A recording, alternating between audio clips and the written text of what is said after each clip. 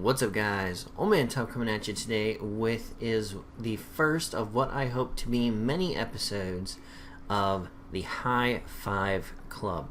Now, you're saying, what's a High Five Club, Tup? Well, let me tell you. I'm going to be doing reviews of WWE's Raw and SmackDown and possibly pay-per-views in the future, and more or less just going through what happened on each of the shows and my thoughts and input, and possibly in the future co-hosts. So look forward for that. But tonight's June 18th Monday Night Raw was the Raw after a pay-per-view, so spoilers ahead if you are trying not to know what happened at Money in the Bank. A lot of that will be discussed because it ties into a lot of what happened on Raw. If you don't understand, I'm primarily a Pokemon channel, so if you don't understand any of the terminology I'm using, ask me in the comment section down below and I will let you know what it means. Alright, let's get into Monday Night Raw. Monday Night Raw started off like it does a lot of nights with Kurt Angle coming out.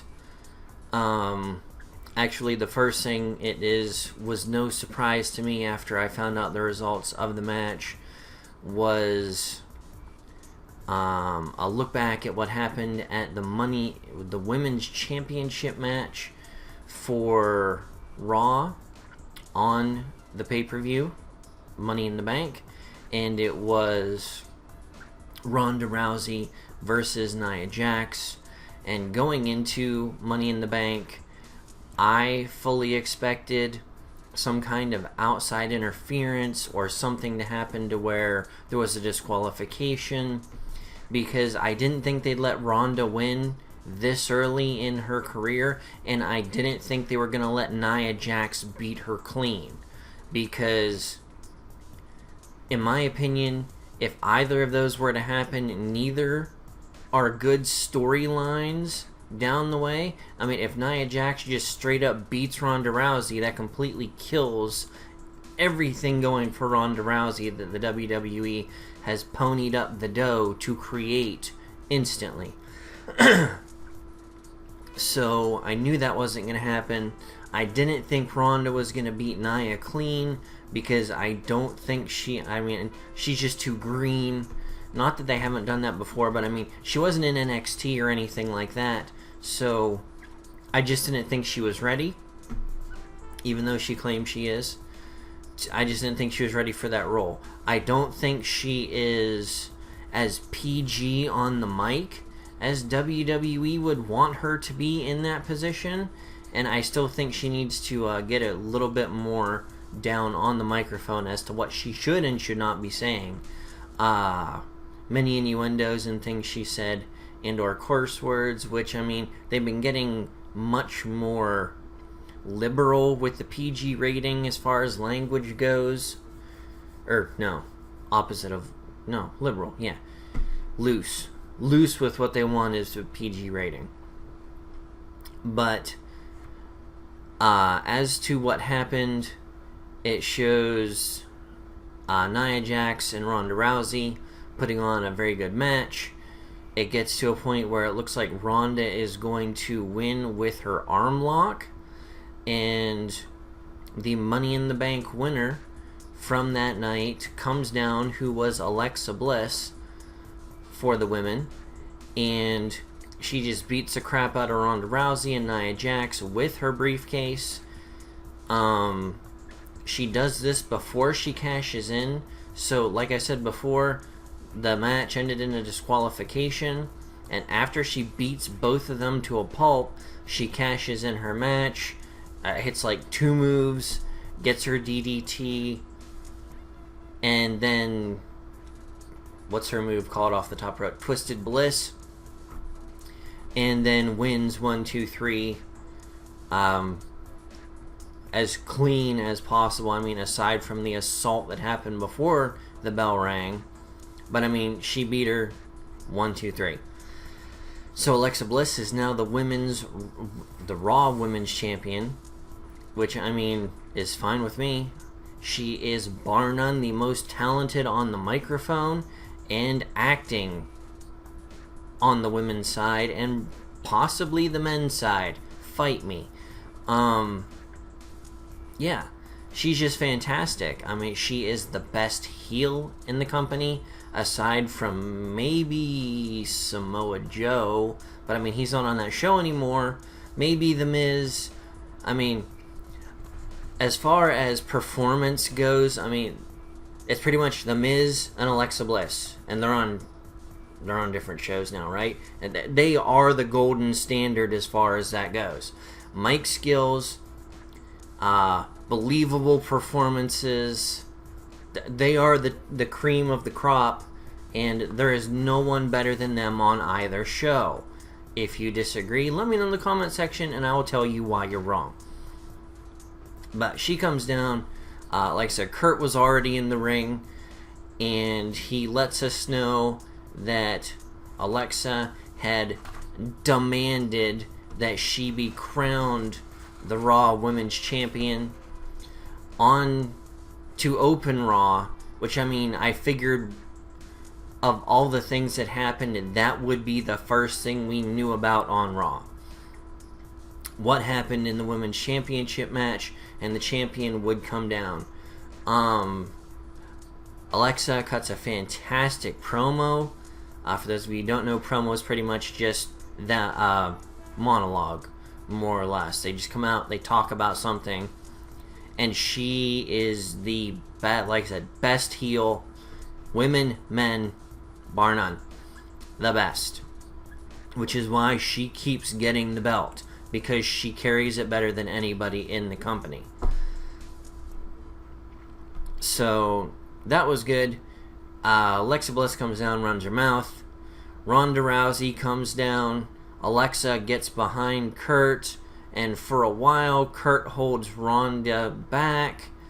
Ronda doesn't have a mic, but you can see her just, let me go, I want to fight her, yada yada. Alexa still has a mic through all of this, and for like 5 straight minutes just absolutely berates Ronda Rousey. And then Ronda Rousey does a line, football lineman switch, just up underneath and goes right around Kurt Angle, takes Bliss to the ground, Lou Thesz press style, wails on her a little bit. Kurt pulls her off for a second. She fights off Kurt. What did she do first? She like judo through him or something, which is the general manager of Raw, which was not a smart thing to do. But I mean, Ronda Rousey, who cares about nothing, who, from the looks of it and the way it was today, they may be setting her up in a Stone Cold-esque feel, just because of what happened next. There was a Money in the Bank suitcase, briefcase, on the table in the ring. Alexa grabbed it, took a wild swing, missed. Ronda just pounded her, grabbed the suitcase off of her, beat the crap out of Alexa Bliss with it. Kurt comes up, tries to stop her, and she beats the crap out of Kurt Angle with it. And I mean, she had him in the corner and was just, I mean, literally wailing on him until he was a heap in the corner. Unfortunately, she is extremely green trying to sell shots like this. So, I mean, it was just Kurt Angle facing her, holding up his left arm, and her hitting him in the left arm. Aside from the fact that it just looked pathetic, because it's not like a chair shot where you slap him in the chest with it or hit him in the square of the back, which she did do that with the briefcase to Alexa Bliss a couple of times. I mean, she's hitting Kurt Angle in the front, and with a briefcase that's made of what I'm assuming some kind of light metal, you can't really hit him very hard in the front, especially when he's on the ground, because all that is there is head. And we all know Kurt Angle does not need any more head injuries. So, she beats him up pretty bad. He's beat down in the corner. A bunch of refs come out and try to push her back. She kicks one of them in the chest. She punches another one a couple of times. And we all know refs are made of glass, so I mean, all she had to do was sneeze at these refs and they fell over. I mean, no joke, it looked like she tickled the one in the ribs and he was laying out on the ground for the remainder of this section. But Ronda beats the crap out of everybody in the ring, grabs her leather jacket, walks back down up the ramp. Kurt, holding his arm that was beaten with the briefcase, tries to follow up behind her, calm her down, and she's just like, no, I don't care. You're not my friend. I thought you were my friend. And I mean, she was just screaming, what is that? You're not my friend. I thought you were my friend. Friends don't do that. And things of that nature while she's beating Kurt with the briefcase beforehand. Moving on from there, they go into the back, and Kurt finally gets her calmed down for a second and more or less says, hey, there's going to be consequences to your action. The very least I'm going to have to do is suspend you for 30 days. And I mean, I don't know if there is some rule book where these things are written down. I mean, she put her hands on an official. She put her hands on the general manager, which, I mean, Stone Cold did 100,000 times in his career. And, I mean, suspended for 30 days? Yeah, I don't think so. So, either they need her 30 days more of training, or she has to go and do something for 30 days. They need her not wrestling in the ring for 30 days. And this was how they figured out they would do it. I don't know. But I mean, this gives us 30 days. We found out that Alexa Bliss and Nia Jax had invoked her Remax clause to be taken at Extreme Rules, which is the next Raw, I think it's exclusively Raw, branded pay-per-view coming up in what is probably a month. Aside from that, we were told that Nia Jax was somewhere, I can't remember, I think in Alabama, getting physical therapy for I don't know what. They didn't elaborate. It was more or less saying, hey, she's not here tonight, this, and here is kayfabe reason why. Yeah. I thought it was crap. I really thought she should have been there. And I mean, unless she was literally hurt or something happened in her life, I thought she should have been there. I thought she should have come in as a part of this thing where she was one of the people that bum rushed the ring and is attacking Alexa Bliss, which could have made more heat, or a friendship between Ronda and Nia, which could have made them have an actual match or become a team or something. That, I mean, just the fact that she wasn't there, just, oh, well, now Nia Jax can't personally invoke her rematch clause. It just has to be said by Kurt Angle, and I hate it when things come out of Kurt Angle's mouth because everything seems so impromptu when Kurt Angle says it. I don't know what it is about it, but when he says something, it's just like, oh, he pulled that straight out of his butthole, because why wouldn't that have been planned ahead of time? But, anyways, yeah. So that's what happened. 30-day suspension. Yep. Okay, sorry, reading my notes.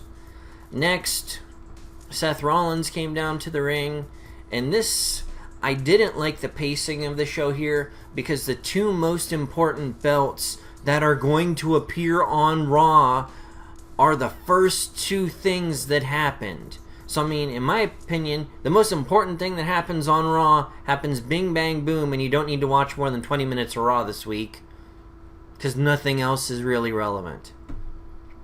But anyways, Seth Rollins comes out and pretends he's John Cena and has an IC Open challenge. Seth Rollins had retained his IC belt against Elias the night before.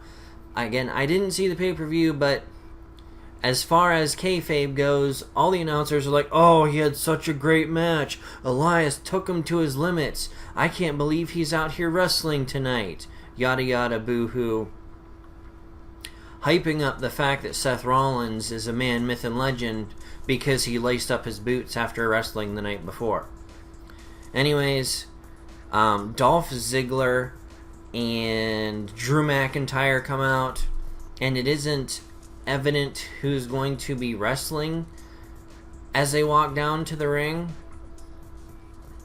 And the announcers went out of their way, annoyingly so, to hype the fact that Seth didn't know who he was going to have to wrestle, and it could be either of them. And I mean, had they waited 60 seconds till one of them got in the ring and the bell rang, all they would have had to say was, oh man, either of these guys is a great match. Not, who's it going to be? Is it going to be Drew? Is it going to be Dolph? What's going to happen? I don't know. Blah, blah, blah.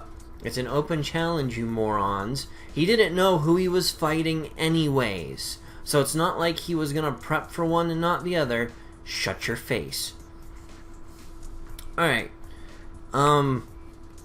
It ended up being Dolph.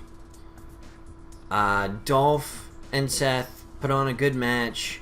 They played to the fact that Seth had a bum leg, a bum knee, whatever it is, and he was milking it throughout parts of the match. There was a really nasty spill out of the match, and I don't know if this was supposed to happen the way it did, but Seth had Dolph up in a standing suplex and went backwards towards the ropes, and Dolph went over the ropes, and Seth never let go, so he went flying up over the ropes after them, and Seth, I mean, they both hit the ground hard, but Seth hit the ground really hard. And I don't know if that was the plan, or if that was a slight botch, but it was glorious to watch, and I hope they both fared it well. I mean, the match continued quite a bit after that. And fun fact, that spill happened during a commercial break, so they had to show us a replay when we come back. I love the WWE. Nothing ever important happens while they're live recording and broadcasting to USA Network. Nothing. It went back and forth. It looked like Seth was going to win. It looked like Dolph was going to win. It looked like Seth was going to win. Yada yada. Neither of them could land their finisher. Drew McIntyre hopped up. I think he got up on the apron, was finger wagging and running his mouth. Seth come over, looked at him. Dolph rolled him up.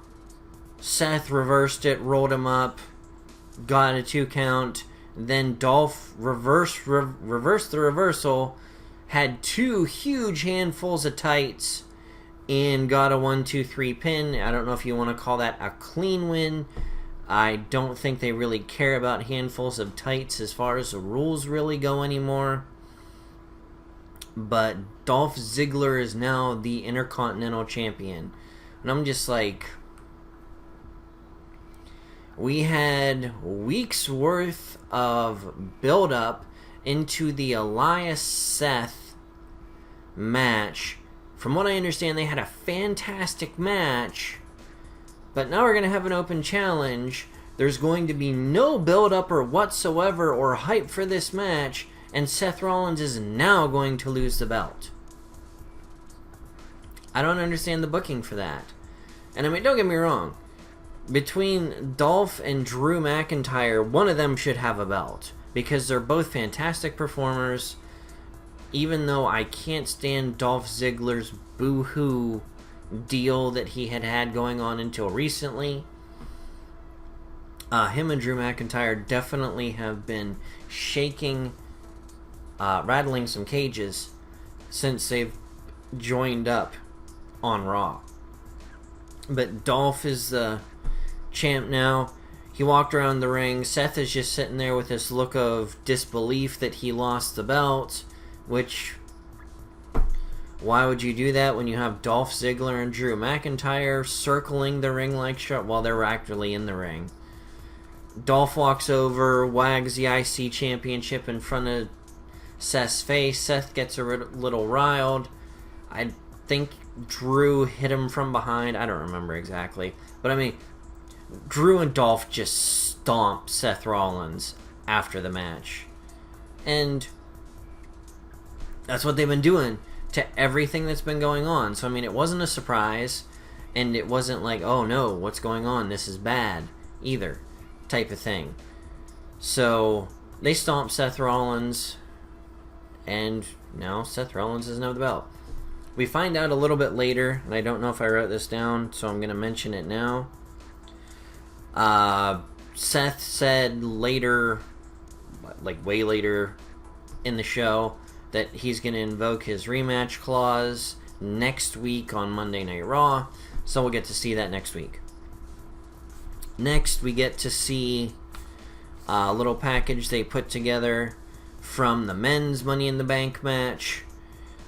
Turns out Braun Strowman won that, and I don't even know why they would put him in a match with anybody, because there was either 7 or 8 guys in this match.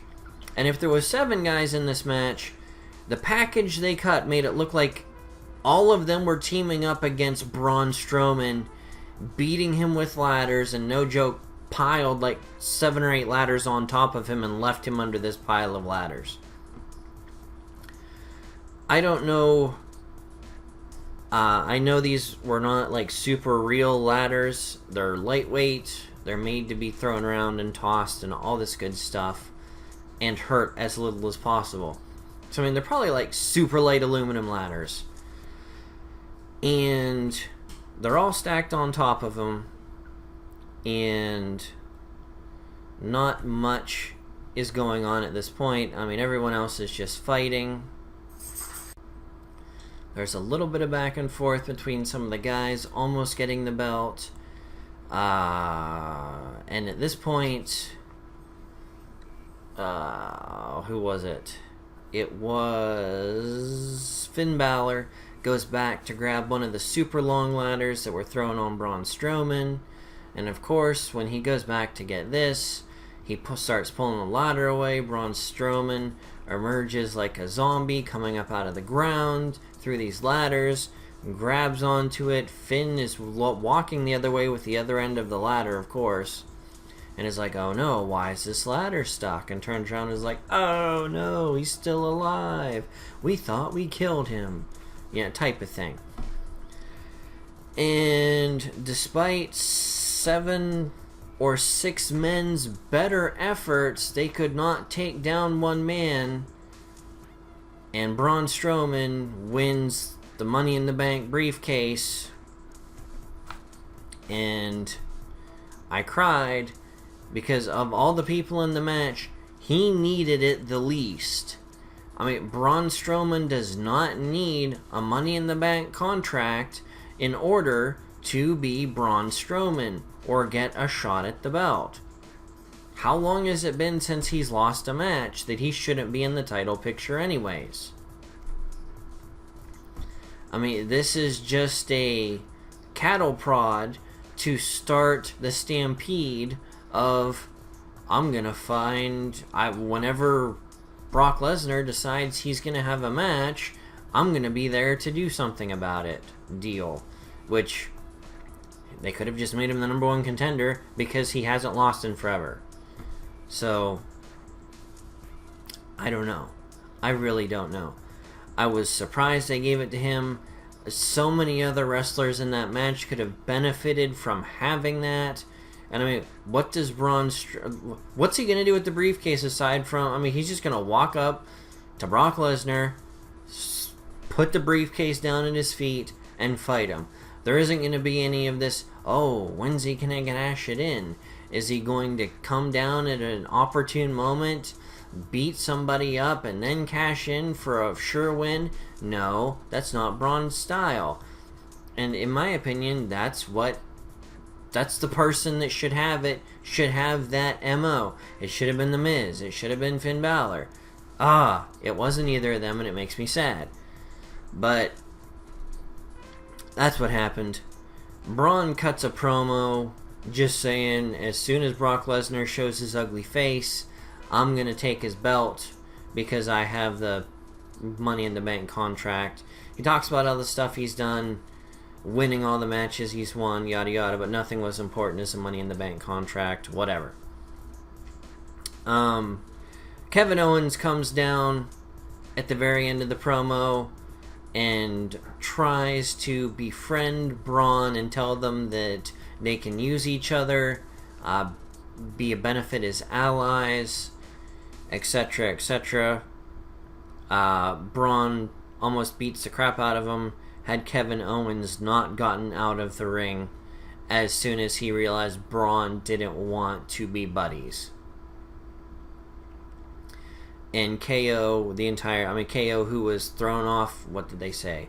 A 20-foot ladder and landed on the super cushion that they hide with a black carpet that they don't think anyone realizes that's what it is when they're laying in something that looks like a trampoline. So, I don't know. But Kevin Owens is like all beat up. He's got tape across his back, down his shoulders. His right elbow's all bandaged up and then wrapped and then bandaged. And Kevin Owens, fantastic seller and heel in the company. And sold it perfectly. So he runs away. Next, there's Sasha Banks and Bayley promo where the two of them are talking and talk about Money in the Bank, and it's a little bit of tension in their talking. We see a throwback to last week, I think it was, where Bayley was assaulted by the Riot Squad and they marked her with an R and did the little scar thing on her eye that the Hunter Barbarian girl is doing now, Sarah Logan. So, I don't know. It wasn't a great promo, but it was what we've come to expect from Bayley and Sasha. They talk. You get mixed feelings as to what the heck is actually going to happen, because we've been waiting for this feud to just erupt for months now, and it hasn't. But, yeah. So that was all the promo. Then there's, they're in the back. Kurt Angle was there, and then Baron Corbin comes in and tells him how well he's been handling it. He's holding his phone in his hand, and he's complimenting him on how things have been going and how Stephanie's happy with what he has done, yada yada. And Kurt's like, well, you can tell Stephanie I didn't do it for her, blah blah blah. And then Baron sits there, smiles, waves his phone, and it's like, you can tell her yourself, and hands her the phone that Stephanie is on, and he talks to her, and all the fun stuff. And then he hangs up, and it's like, oh, lots of big changes coming, lots of big changes, we gotta get ready, big changes, etc. Next, we go to the Sasha Banks and Bayley versus Liv Morgan and what the heck's her name? I just said it a second ago. Sarah Logan. It's a pretty good back and forth match. They're each stomping the crap out of each other. Nothing fantastic. It was a standard match. Nothing fantastic happened. As far as I could tell, it was just a time slot filler. A little bit of story was progressed, which I'll tell you about in a second. But Liv Morgan and Sarah Logan end up winning. Bayley and Sasha get slightly more and more tension progressing between the two of them as the match continues. They each are self-tagging in to come in and fight, and Ultimately, Morgan and Logan win, because if they hadn't, that wouldn't have been the straw that breaks the camel's back. Sasha Banks ends up getting pinned, and afterwards, Bayley's all being buddy-buddy and trying to console Sasha in the ring, and Sasha keeps pushing her off. It's like, hey, give me some space. But Bayley doesn't want to let it go, gets right in her face, so Sasha pushes her, and Bayley's like, oh, I want to be friends. Until it come down to Sasha just two-hand heaved her. And because Bayley is made of teddy bear stuffing, glitter, and rainbows, she flies like 10 feet back. And Sasha storms off, and Bayley comes walking up behind her. Oh no, don't run away, no. And you know, all that crap.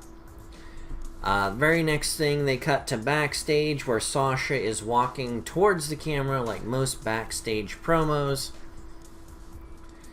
Bayley comes walking up behind her and she's like, hey, come on, what's going on? Let's be friends. I want to talk to you. And Sasha's just like, no, I'm done with you. I'm done with our friendship. I'm just done. Leave me alone. And Bayley just won't let it go. She keeps walking up to her, grabbing her by the shoulder, saying, turn around, look at me, stop. I'm a person. I'm not a child, like I look and act. I can't stand the way they book Bayley. I mean, do something with her. Please. She's talented, but the persona they've given her is a 10-year-old girl, and I can't stand that. But it just breaks down. The two of them end up fighting. Bayley gets her butt kicked and ends up knocked besides a waste management trash can. She chases after her a little bit more later in the thing. Sasha gets in her car, drives off while Bayley's beating on the window, trying to open the door that Sasha has locked. And she's like, no, I want to talk. Let's be friends. And hopefully this is going to lead to the implosion where either Sasha becomes the hardcore heel that we all know she is fantastic at doing, or maybe Bayley will finally turn or get a different persona, which we could all hope and pray actually happens. After that, Kurt goes down to the ring and says, oh, our super huge announcement is the WWE officials have decided when Brock Lesnar is going to defend his title next. And I didn't realize that it had gotten to the point that the WWE had to hold a council of elders together to conjure up a date as to when Brock Lesnar would be making an appearance and actually defending his title for once. I mean, really? This is the extent that it's gotten to, that Kurt Angle has to come out and make a special announcement that they try to make seem like a big deal, that Brock Lesnar is actually going to have to defend his belt at some point in the future, which I don't think they specify. No, they don't. Because as soon as he starts talking about that, Roman Reigns music comes down, and he's runs his mouth about the same broken gimmick about how he's the uncrowned Universal Champion. And will I beat Brock Lesnar? Well, guess what? If the ref doesn't say that you win the match, you didn't win the match, buddy. You're not the uncrowned champion. Whether you technically... Whoops. Hit the pop filter. Whether you technically won the match or not, what's in the record books? You had a big fat L. Stop complaining about it. Move on. Try and save some of your dignity, not sound like a nagging hag, and just start kicking people's butts. So, I mean, he's just running his mouth about how it should be him. He's the uncrowned champion. I mean, Roman's like the last 3 matches of Brock's, right? And he's lost every single time. Anyways, So that happened. For some reason, a little bit later, a couple minutes into his promo, Bobby Lashley's music hits, and it was actually funny what happened here, because as soon as his music hits, you can, the camera hasn't panned off of Roman Reigns yet, and he's like, Bobby Lashley, like, why the heck is that guy coming down here? Which I just thought was hysterical. And I don't know if that was supposed to happen or not. But the three of them are in the ring, and Bobby Lashley's like, hey, Roman, you can never close the deal. You can't get the job done. Pretty much picking up where Samoa Joe left off before he went to SmackDown, about telling Roman Reigns about how he can't finish matches. Which is 100% true, right, real, and he can't win when it matters. Anyways, so the two of them get into a heated discussion, yada yada. And and Kurt's like, oh, you both deserve a shot. You both deserve a shot. And guess what? You're going to get your opportunity to take the shot, because you two will be in, no joke, they called it a multi-man match. And that is what it was called. That is going to be happening. Was the multi-man match at Extreme Rules? Yeah. A multi-man match. Well, I've never seen a single man match, so technically every match in the history of the WWE has been a multi-man or woman match. Has the WWE not figured out how they're going to determine their number one contender yet, to the point where they're just going to throw out a multi-man match? This is supposed to happen at the next pay-per-view, which, it's a month away, but you're going to determine who's going to be beating Brock Lesnar. Are we just going to throw a group of jabronis together, like everyone who was supposed to qualify for the Money in the Bank ladder match? Well, we know there's two competitors at least, and it's Bobby Lashley and Roman Reigns. Not that Bobby Lashley has earned a step into there. Who's he beaten? Sami Zayn? Oh, my goodness. But, that the whole let's get around Kurt Angle and make something happen spiel that Raw has become is just really starting to get tiresome and boring. And, we need to figure out how to make a reason why this match should happen.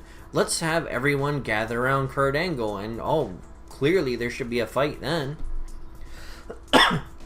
Speaking of which, as the two of them are sitting there complaining as to who should win, the Revival comes down, of all people, and I'm just like, oh no, this is going to be a squash match against the Revival, because they're going to come down and run their mouth, and then Roman Reigns is going to be like, oh, you guys want to talk? Why don't you get in the ring, which is my yard, and we'll What do you think, Bobby? Should we squash these guys? Bobby Boucher! Anyways, Waterboy gets some. And that's exactly what happened. What I just said before that. Let's all gather around Kurt Angle. That's how we're going to make a match happen. They're all down there, and Roman Reigns like, hey, why don't you guys get in the ring? We'll have a big old fight. What do you think, Bobby? And of course, Kurt Angle's like, well, I guess the only way we can settle this is if we have a fight. Let's get a referee down here right now. It's just like, oh my gosh, why can they not figure out a way to make it seem like these matches are planned out ahead of time?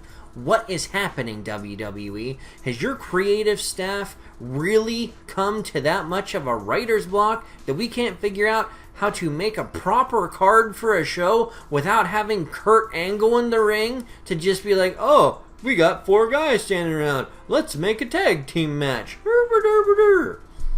And you have the Revival, who is a fantastic tag team. They prove that they're a fantastic tag team in NXT, which means nothing in Raw. I understand that. Ascension. Bless me. But it was just,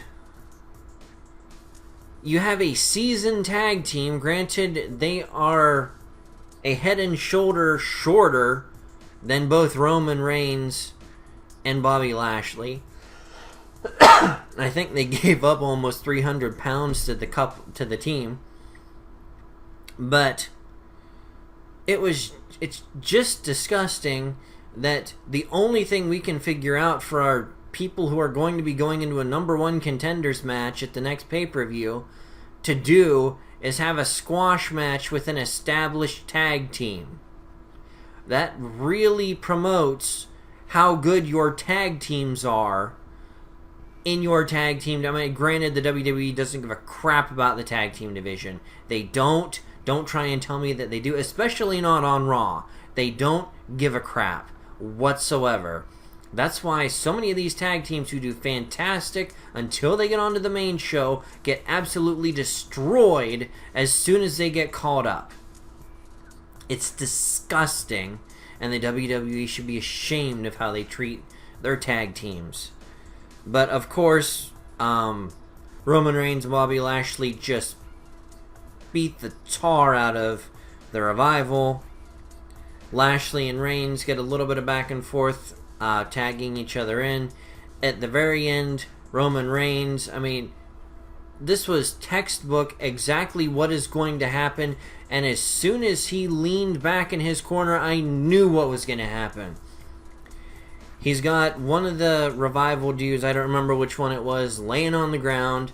Instead of being in an opposite corner, an opposite of a tag corner like he normally does it, and it's always the corner that's the back right of camera when he's going to spear, or back right of the general view.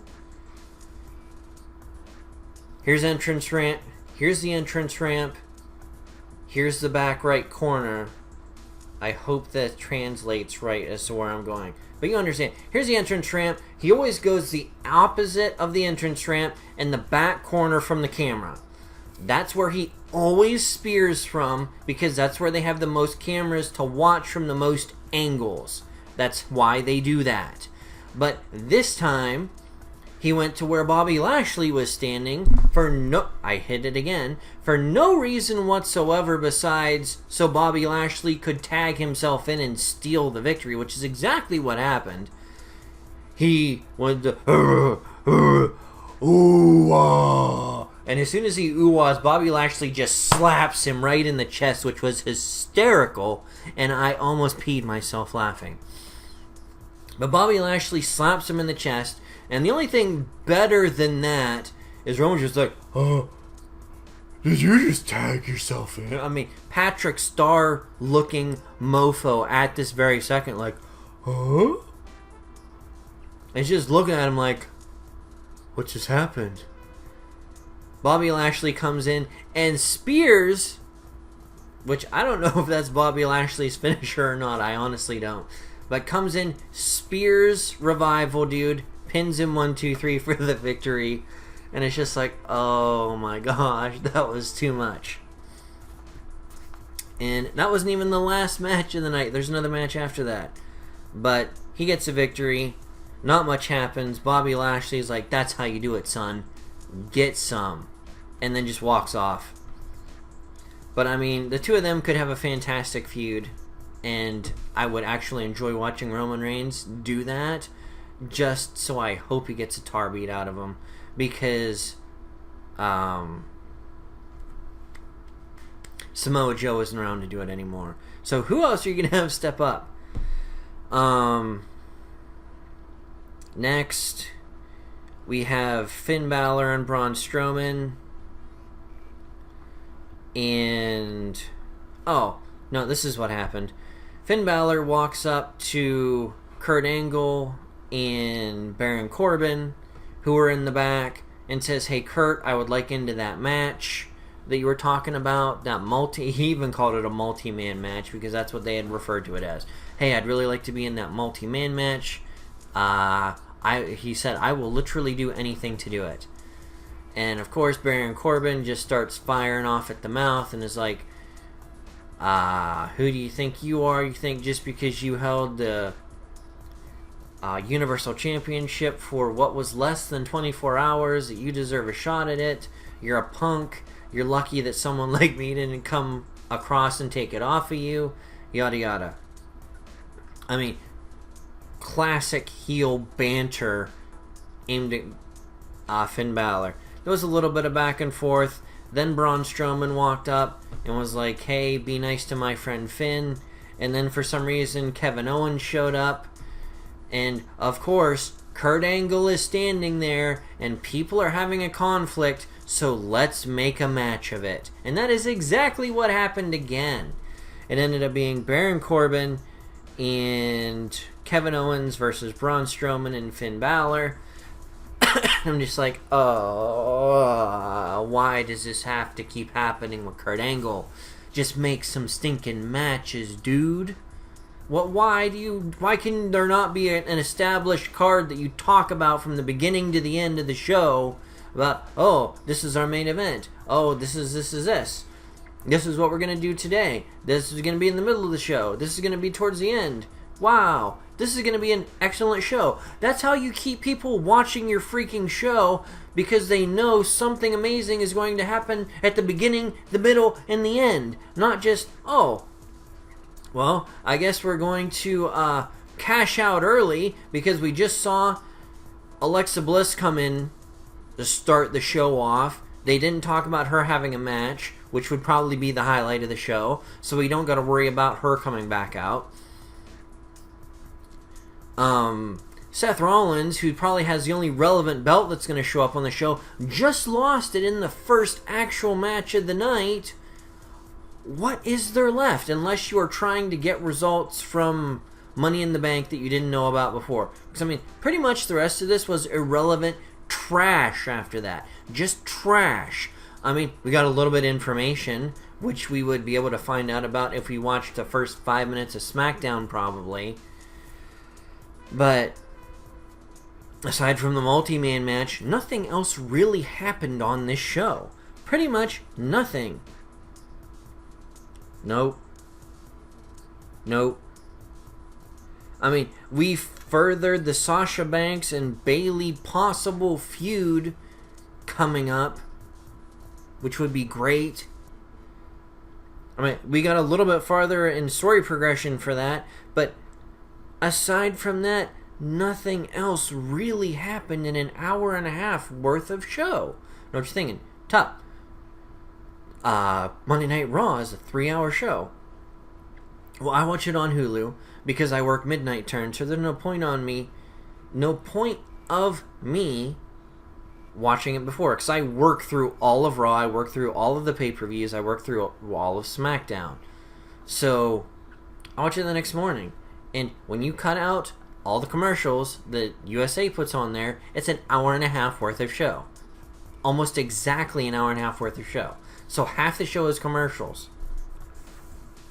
Half of those 3 hours. And I know a lot goes on when the commercials are going on, yada yada, whatever. But still, broadcast on the USA Network, there's an hour and a half worth of show. So yeah.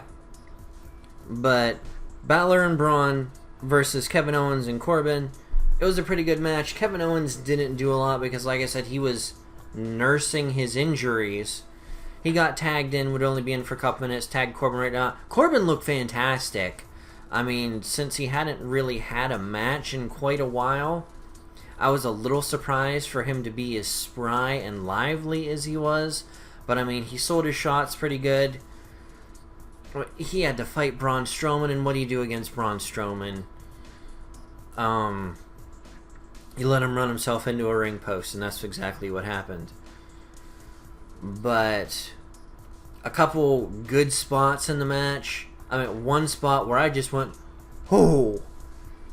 You know how Braun runs around the ring and just plows his shoulder into somebody? I apologize. I have a sore throat for some reason this morning. Braun is running around the ring, chasing Kevin Owens, who is running from him. Baron Corbin is on the apron and like flying. I mean, he wasn't an actual cross-body attack, but it was like a cross-body elbow-ish thing. And I mean, just flattened Strowman flat on his back. I mean, you watch the replay and you see Strowman's head just snap back and look like it just beamed off the padding on the floor. But I mean, it was an excellent. I mean, two huge dudes just slamming into each other was the highlight of the match for me.